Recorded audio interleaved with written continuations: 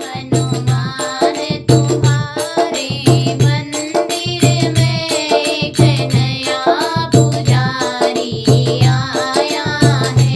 हनुमान तुम्हारे मंदिर में एक नया पुजारी आया है।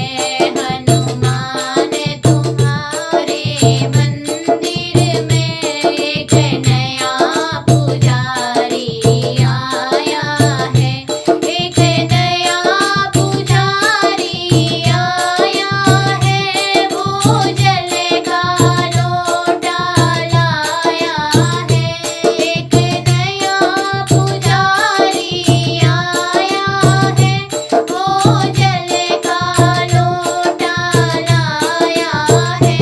वो जल का लोटा लाया है, वो चरण धुलाने आया है। वो जल का लोटा लाया है, वो चरण धुलाने आया है। हनुमान तुम्हारे मंदिर में एक नया पुजारी आया है। हनुमान तुम्हारे मंदिर में एक नया पुजारी आया है। एक नया पुजारी आया है, वो लाल लंगोटा लाया है।